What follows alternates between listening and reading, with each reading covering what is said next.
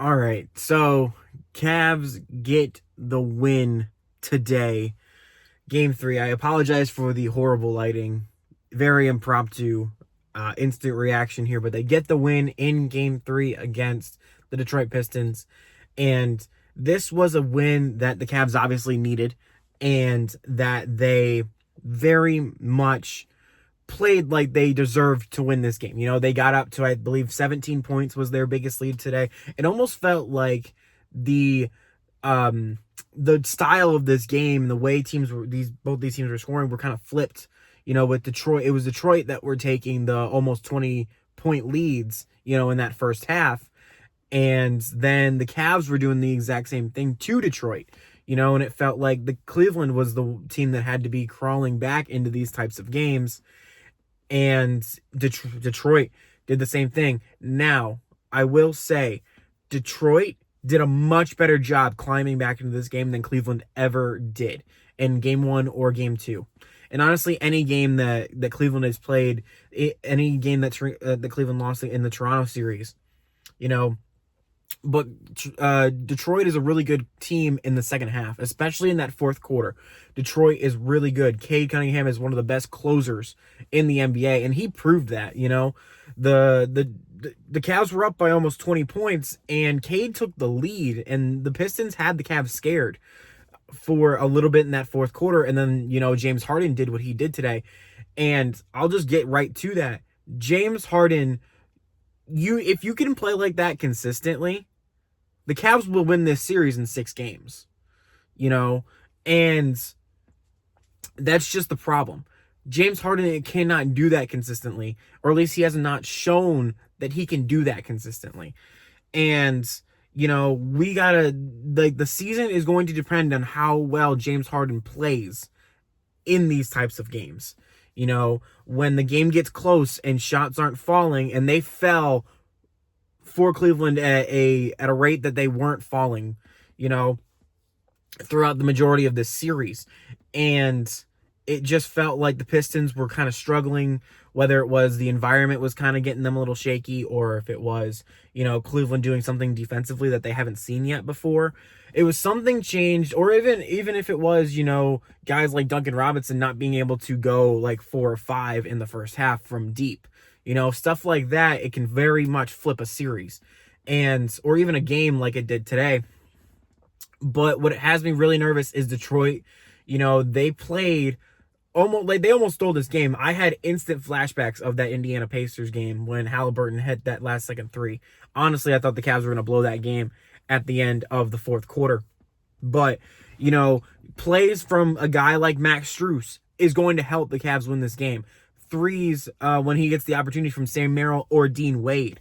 You know, both of those guys had some clutch shots. I don't have my computer, so I can't check stats today, but it's just stuff like that is going to help the Cavs win this series. And Detroit had some pretty good guys come off the bench today and put up some pretty good numbers, or from what I remember. And maybe they didn't look like it on the stat sheet, but it kind of felt like Detroit kind of has more depth and more guys to go to, whether the Cavs just kind of have maybe 1 or 2 guys that they consistently can trust on off the bench. You know, I guess it's probably 3 or 4. It's Dean Wade, it's Max Strus, and it's probably Keon Ellis, but I don't even think he even played today, which is surprising because I kind of thought that, or Dennis Schroeder, that too. I completely forgot about him. But Schroeder, Wade, and Merrill. And those guys are really it. And Keon Ellis, of course, like I talked about, he was coming in, especially in Game 2. He kind of took over because Dennis Schroeder was kind of struggling.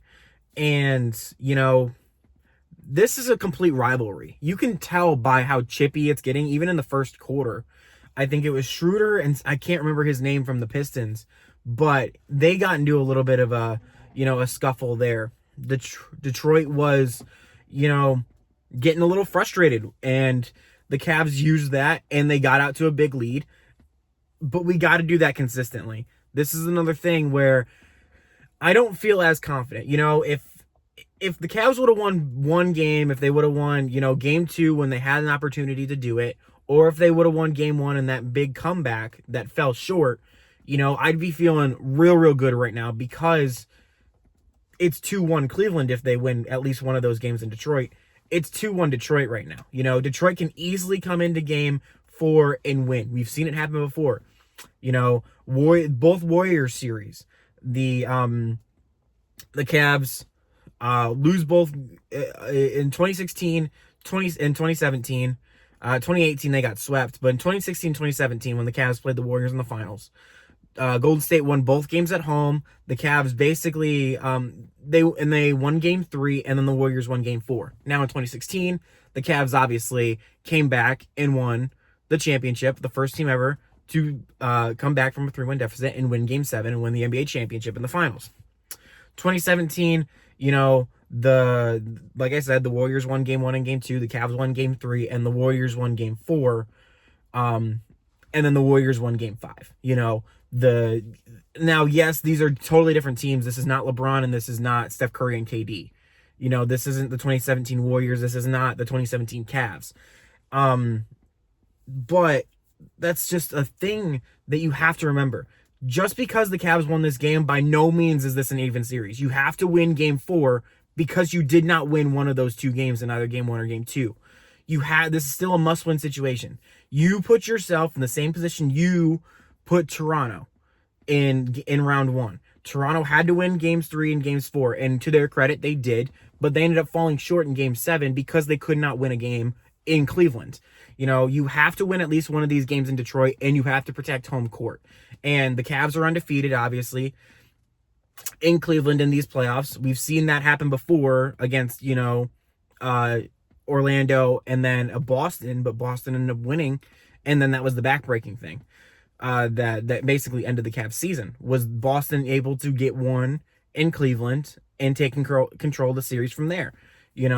We cannot let Detroit take game 4. If you win game 4, yet again, you're going into a game where it's going to be all pressure on Detroit to come back and beat us on the road, at home, not on the road for us, at home for them, obviously, is what I was talking about. But if you win game 4, this series is real interesting because yet again, it's flipped, in game 5 against Toronto, all pressure was on us because we were at home. If Toronto wins 1, you really don't see the Cavs winning 2 straight in Toronto and then back in Cleveland. Now the roles are reversed. The Cavs are the underdogs in this now. And yes, they are the older team, but also that comes with more experience, especially in the playoffs. Donovan Mitchell, James Harden, and everybody on this team are playing for their lives. Detroit loses this series, they're probably all coming back, and take another crack at it. Same with Toronto, a team like Toronto that we just played. This is the Cavs' last shot at this, probably. If the Cavs lose against Detroit and Detroit moves on to the conference finals, this team is getting blown up. The window is closed. The Cavs are playing for their lives right now. And you kind of felt that in the first half, and it went away, especially in the second half when Detroit started to pitch away or chip away at that lead. And then they eventually took the lead, and then the Cavs started to kind of tense up.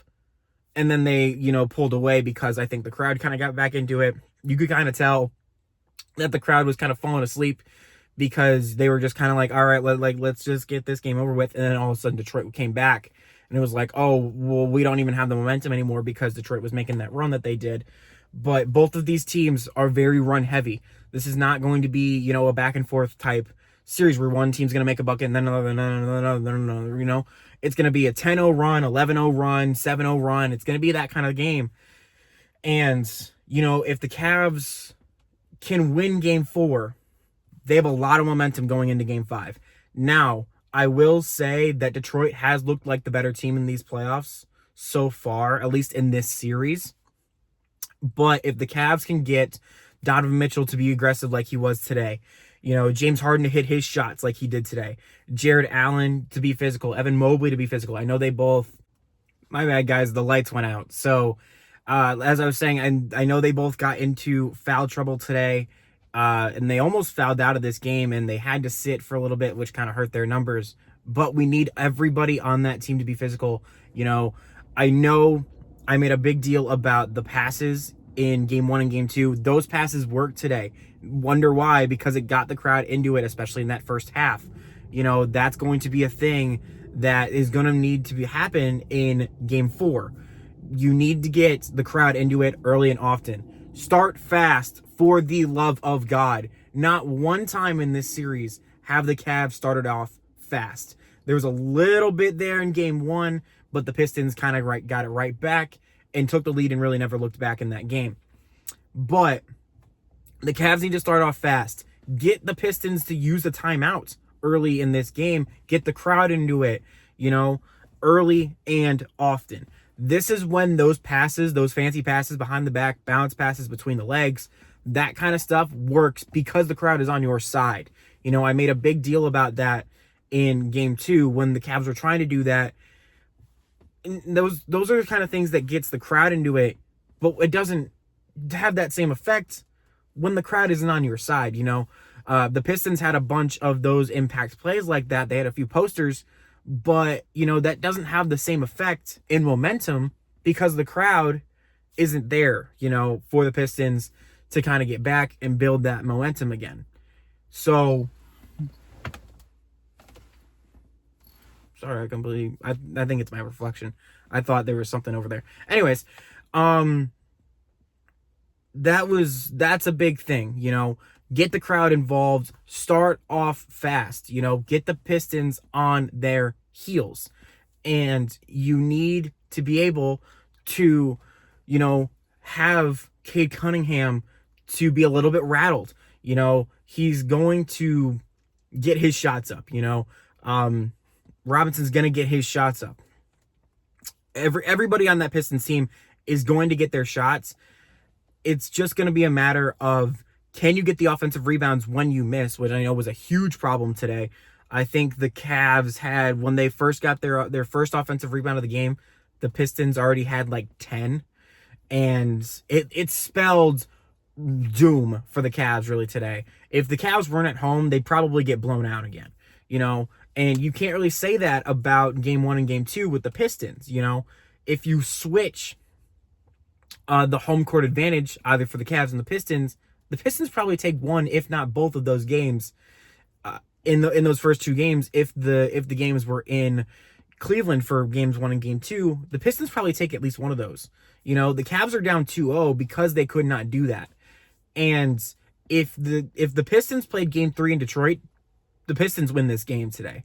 That's how fast or how much momentum can affect a game like this, especially a close game like this.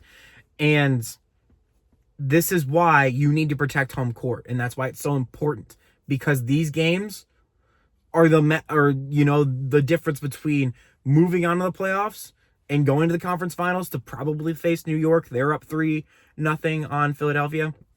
So it's probably going to be New York in the conference finals. Or, being eliminated and basically having the writing on the wall, and it's time to blow this thing up and create a new core with a new window, basically. Just pressing the reset button. Most likely, Kenny is going to get fired if the Cavs fall to the Pistons here. And that would be kind of poetic, with JB Bickerstaff being the one to eliminate the Cavs and go on to a conference final, something that he could not do in Cleveland. That would be poetic for him, not great for us Cavs fans. So that's just going to be my thing. Oh, one thing before I also go, turnovers. Good Lord, can we stop with these turnovers? The Pistons had a little bit more turnovers than the Cavs did, I believe, in the second half, but that first half, good God, can we stop with the turnovers, especially when they started off slow in the first quarter. It felt like, and the Cavs had, they shot 100% for like the first 5 minutes of this game, but they only got like 4 shots up and had like 5 turnovers or 3 turnovers, something crazy. And the Pistons scored on pretty much every single one of those opportunities. You can't do that, especially in a game that is going to be close.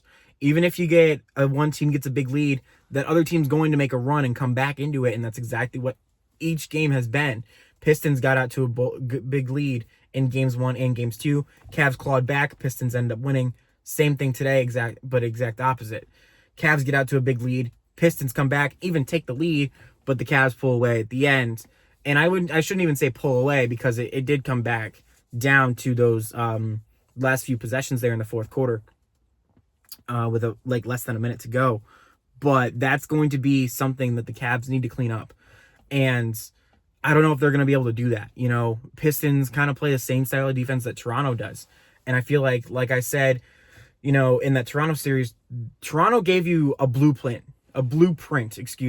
to stop this Cavs offense. And Detroit's executed that to perfection. It's going to just take one of these home games for the Cavs to make one more mistake than they need, and the Pistons are going to capitalize on it and escape Cleveland with a win and probably take a stranglehold on the series, and force Cleveland to win 2 games on the road instead of just the one that they need. And that's going to be a point of contention. I know Kenny Atkinson has already talked about that. James Harden, like I said, came up clutch today. He struggled in that first half and probably the first 3 quarters, but in that fourth quarter, I think he scored the Cavs' last 9 points or something crazy. And, that's going to be something that the Cavs need to do more. Have that ISO. Let Harden, cook, basically. As cringy as that sounds, you got to let him do it. And you're going to have to fall on your sword. And it just feels like the Cavs haven't been doing that in these losses.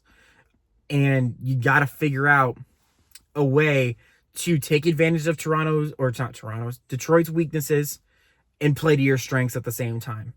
So I'm just going to get out of here. There's a quick little instant reaction for you guys. Big win for the Cavs, but it's not over yet. We have to win game 4 because I don't see us coming back down from 3-1 against this Pistons team that's this dangerous. I just don't see it. We don't have a LeBron as my lights go out yet again.